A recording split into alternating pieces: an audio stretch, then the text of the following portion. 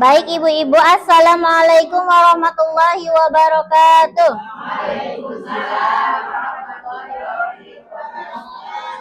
Alhamdulillahirabbil alamin wa bihi nasta'in wa ala umuri dunya waddin wassalatu wassalamu ala asrofil anbiya'i wal mursalin wa ala alihi wa sahbihi ajmain amma ba'd.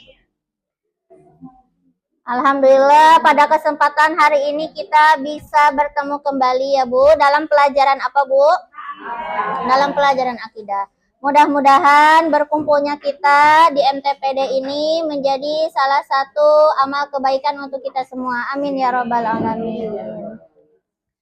Ibu, kita akidahnya belajar tentang sifat wajib Allah. Ibu tiasa sami-sami teh dibacakeun heula sifat wajib Allah anu 20 tiasa. Ayo, bismillahirrahmanirrahim. Wujud dan baqo lil hawadisi qiyamuhu binafsihi wadaniya kudrat iradat ilmu hayasama basar kalam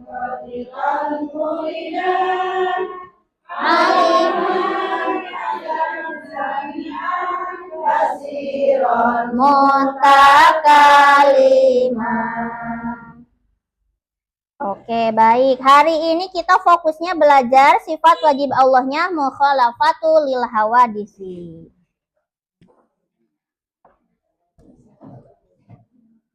Kita akan belajar pengertian mukhalafatul hawadisi, kemudian kedudukannya, kemudian kenapa kita perlu memahami mukhalafatul hawadisi ini, karena agar akidah kita lurus sesuai dengan pemahaman Ahlussunnah wal Jamaah ya Bu, terutama dalam mensucikan Allah dari segala sifat makhluk.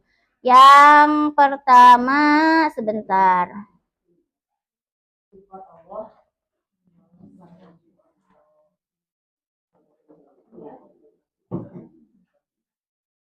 Jadi sifat yang 20 tadi Bu dibagi ke dalam kelompok 4 kelompok. Nah aya nih. Sifat wajib yang 20 dibagi menjadi 4 kelompok. 4 kelompok. Ibu naha nyandak teh imah kieu. Saya usir.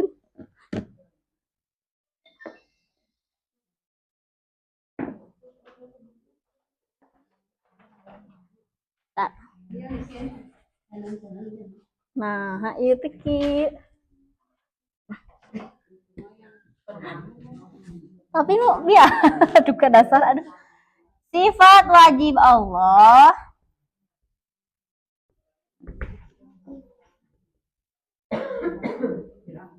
dibagi ke dalam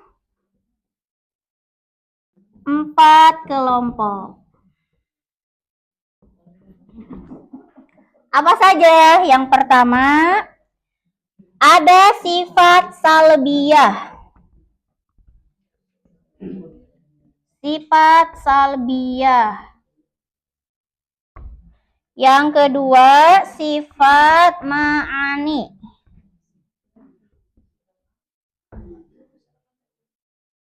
Ketiga, sifat ma'nawiyah.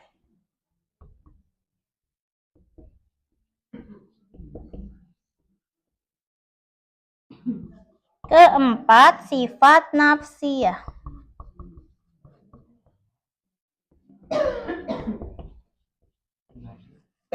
Kemudian mukhalafatul hawadisi ini masuk ke dalam sifat apa? Masuk ke dalam sifat salbiyah.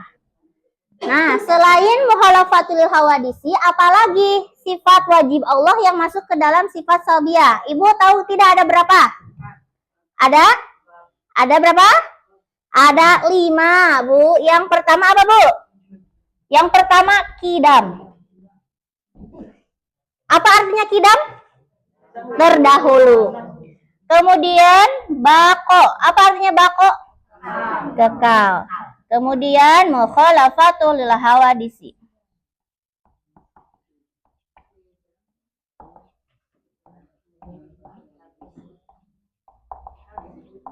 Kemudian apa, Bu? Qiyamuhu binafsihi.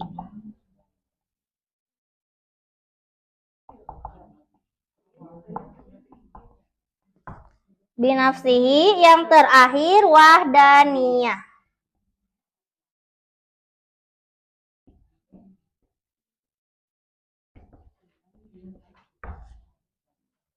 Nah, jadi ini 5 sifat wajib ini termasuk ke dalam sifat salbiyah. Termasuk yang akan kita bahas hari ini, mukhalafatu lil hawadisi, termasuk ke dalam sifat salbiyah.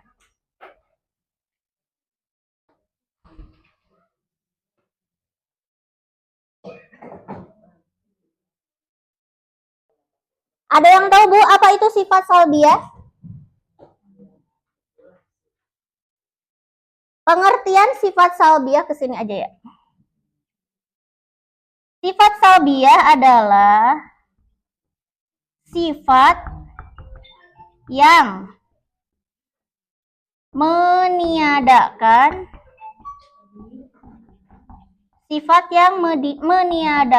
kekurangan Allah.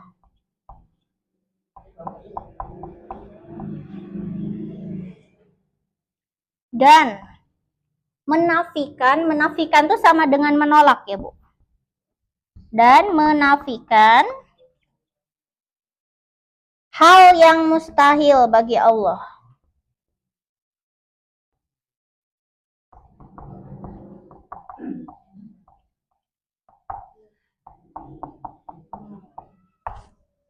Jadi sekali lagi, sifat wajib bagi Allah itu dibagi ke dalam berapa kelompok, Bu? Ada 4 kelompok. Yang pertama sifat apa? Sifat kedua? Ketiga? Keempat? Apa pengertian sifat salbiyah? Adalah sifat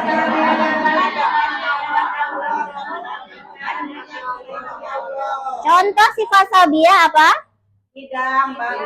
Mukhalafatul lil hawadisi, qiyamuhu binafsihi, dan wahdaniyah. Oke.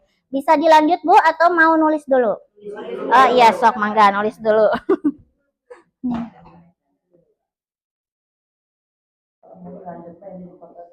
Boleh, sok mangga difoto boleh.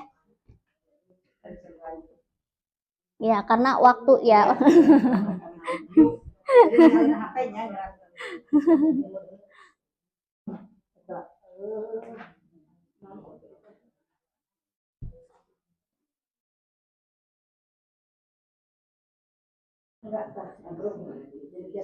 Mangga, tos aya sawana dina grup Ibu, tiasa ningalina kana grup.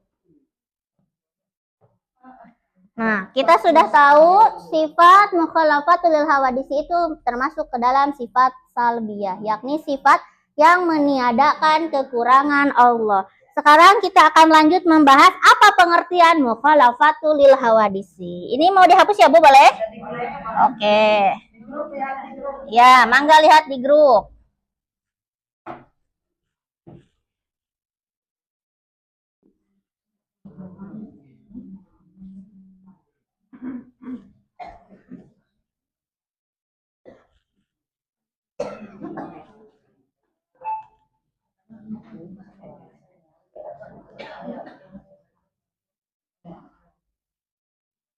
Kita lanjut mukhalafatul lil hawadisi. Apa artinya mukhalafatul lil hawadisi? Apa artinya? Berbeda dengan makhluknya. Ya, secara bahasa mukhalafatu ini artinya berbeda. Secara bahasa itu berarti secara bahasa Arab ya, Bu. Mukhalafatu itu berbeda, hawadisi itu baharu atau makhluk baru. Nah, ini pengertian secara bahasanya ya, Bu.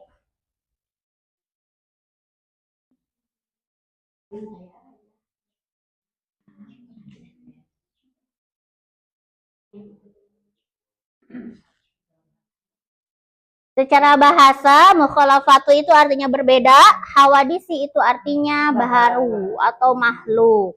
Kemudian secara istilahnya, pindah lagi deh ke sini. Aduh.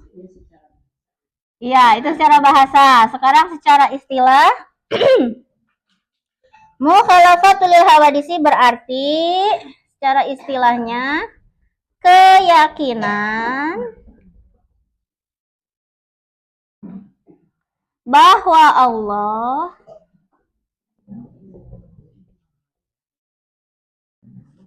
berbeda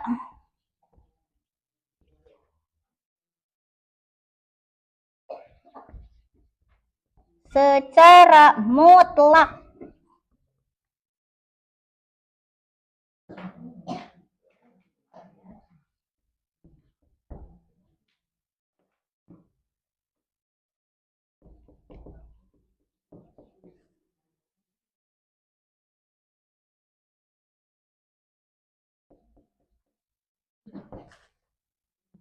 Nah, ini pengertian mukhalafatul hawadisi. Yang pertama secara bahasa apa tadi Bu mukhalafatu?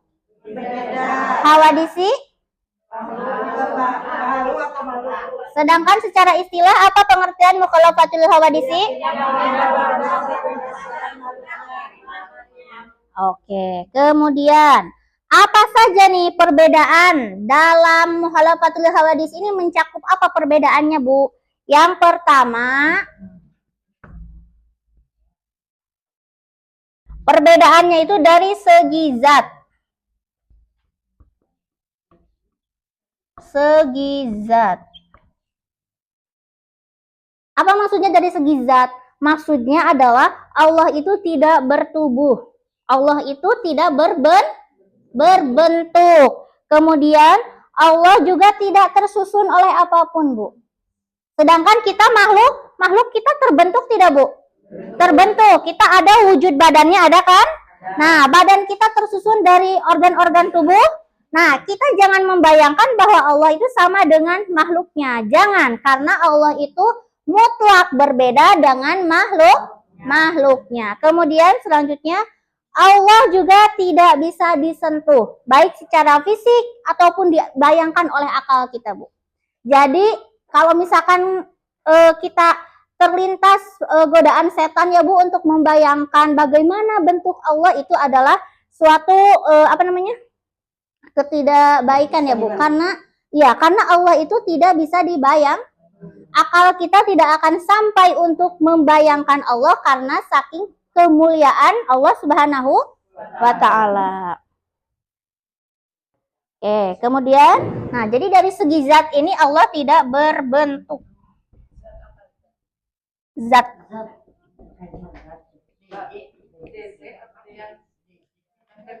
ZAT Bu. Mangga serius. Berbentuk.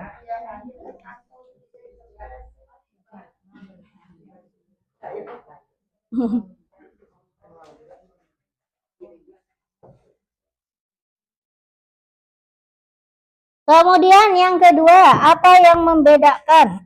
Dari segi apanya? Dari segi kenapa? Oh iya. Dari segi sifat, Bu. Yang membedakannya yang kedua adalah dari segi sifat.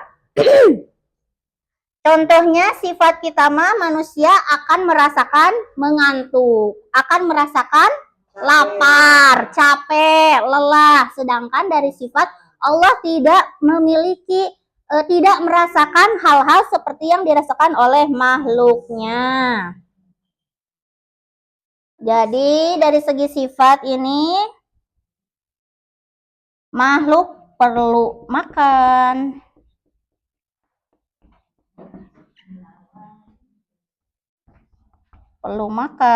tidur.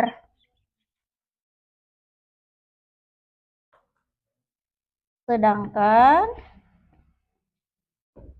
Allah tidak membutuhkan apapun.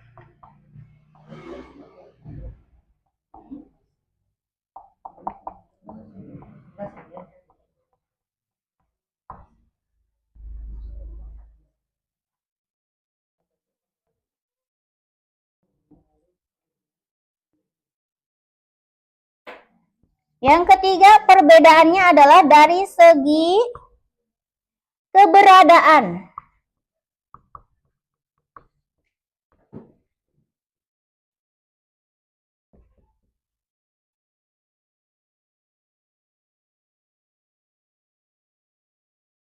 Kita makhluk ini terikat dengan ruang, tempat ya Bu, waktu. Kita makhluk baik manusia maupun hewan membutuhkan tempat untuk tinggal ya Bu, membutuhkan tempat untuk berteduh. Kemudian kita juga memerlukan waktu. Contohnya waktu adalah seperti ya bulan, tahun. Kita terus bergulir kan Bu ya, bulan, tahun. Apalagi sekarang itu Ibu merasa tidak sih? Bulan ke bulan tuh selesai cepat, betul, cepat sekali ya. Sekarang sudah mau berakhir 2025-nya ya, begitu cepat. Nah, sedangkan Allah ini tidak terikat sama sekali oleh ruang maupun waktu. Begitupun dengan tempat, karena Allah itu ada sebelum adanya tempat. Allah ada sebelum, nih kita tinggalnya di bumi, sedangkan Allah itu adanya sebelum bumi ini ada gitu. Jadi dari segi keberadaan, aduh, siap.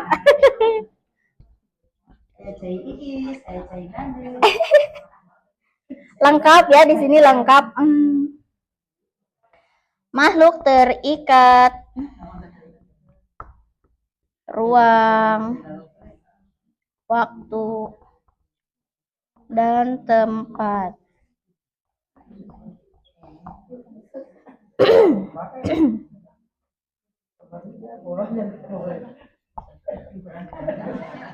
Sedangkan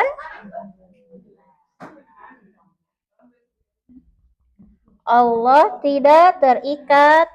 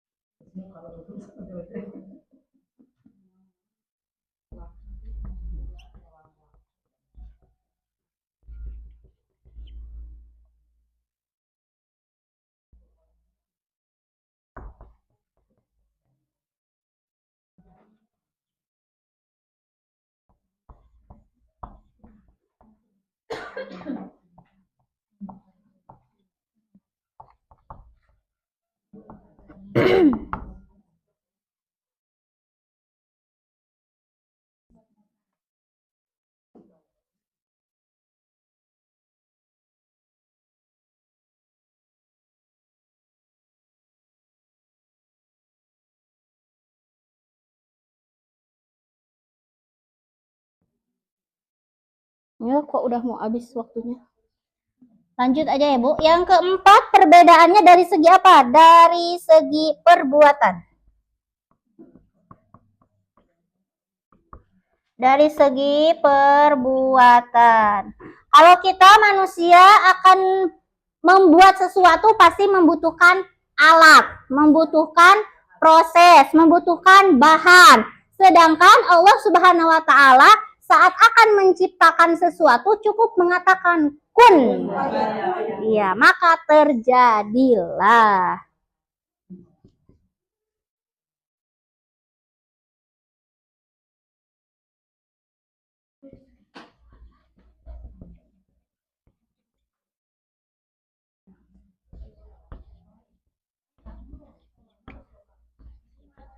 Makhluk berbuat dengan bantuan alat dan membutuhkan proses.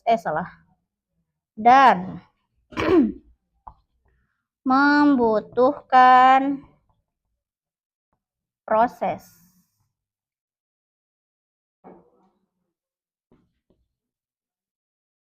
Sedangkan Allah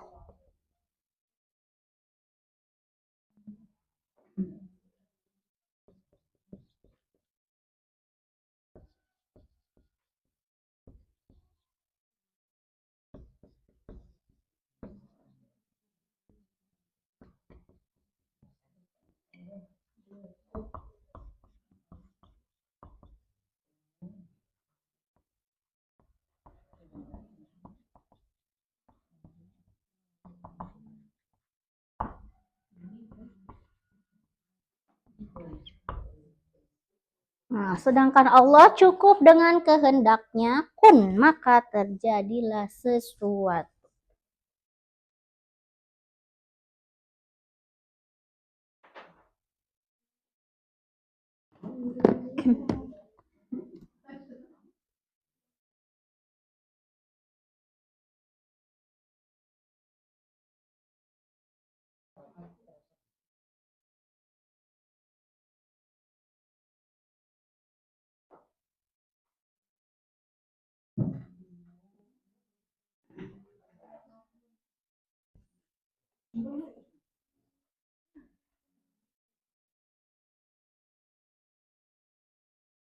Sambil nulis, sambil diulangi lagi ya Bu. Tadi sifat wajib Allah yang 20 dibagi ke dalam berapa kelompok?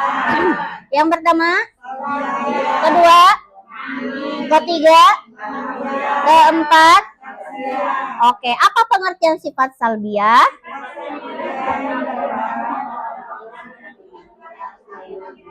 Oke, apa yang termasuk sifat salbiah?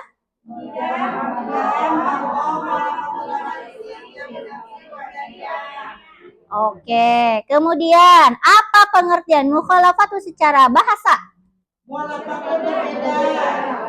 Hawadisi?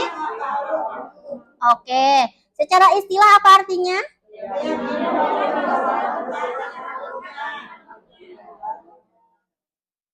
Oke, kemudian perbedaan apa aja yang mencakup dalam mukhalafatul hawadis ini? Yang pertama, maksudnya bagaimana?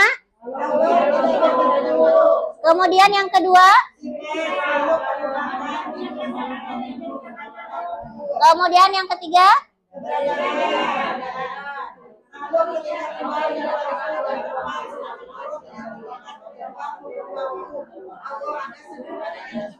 yang keempat dari segi apa? Perbuatan.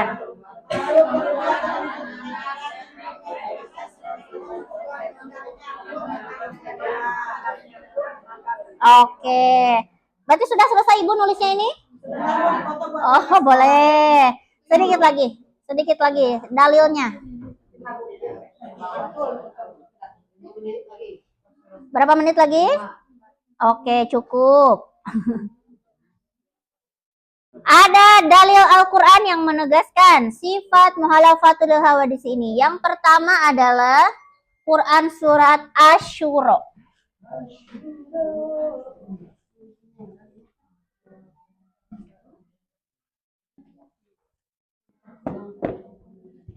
Dalil salah.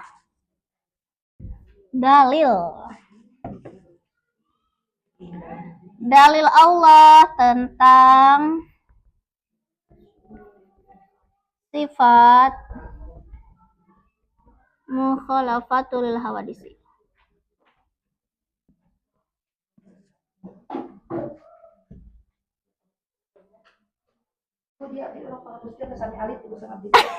Teman-teman. Azanun. Sang alit. Kenapa alit tersebut? Alit kan. Dosa ada saja. Yang pertama Quran surat Asy-Syura. Asy-Syura ayat 11.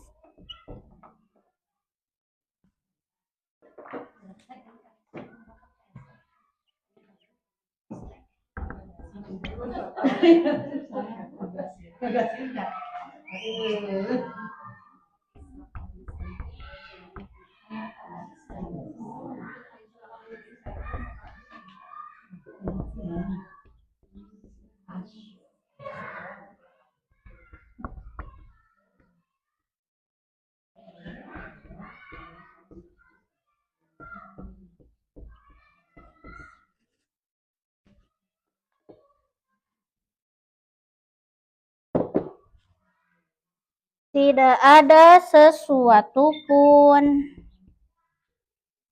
yang serupa dengannya.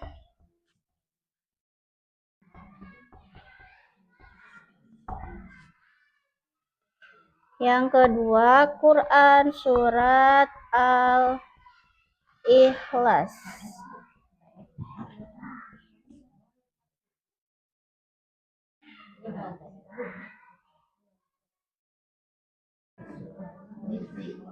Ayat 4.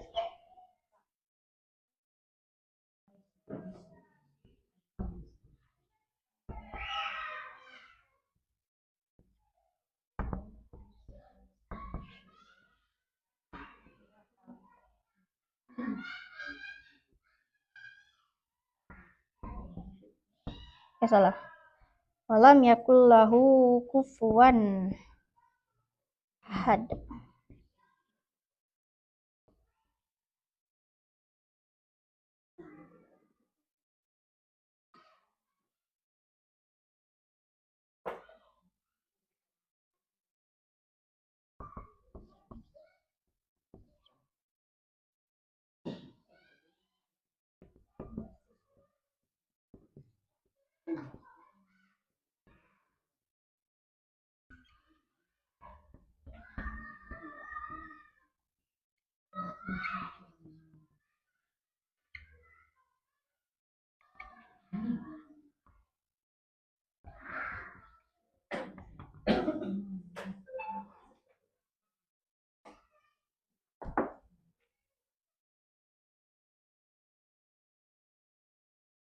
Waktunya sudah habis ya Ibu. Padahal masih panjang. Jadi sebagai penutup sifat mukhalafatul hawadisi ini, bentar.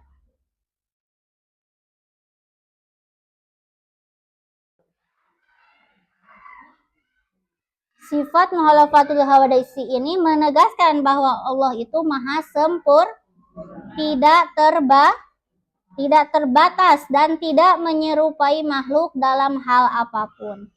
Kemudian hikmahnya, kenapa kita harus mempelajari sifat-sifat wajib Allah? Salah satunya mukhalafatul hawa di sini adalah agar kita terhindar dari pemahaman yang menyerupakan Allah dengan makhluk, seperti anggapan bahwa Allah itu memiliki tubuh atau berada pada lokasi tertentu secara fisik. Jadi pemahaman ini juga menguatkan tauhid kita, Bu, serta menegaskan keyakinan bahwa Allah itu tadi maha sempurna dan tidak terbatas apapun.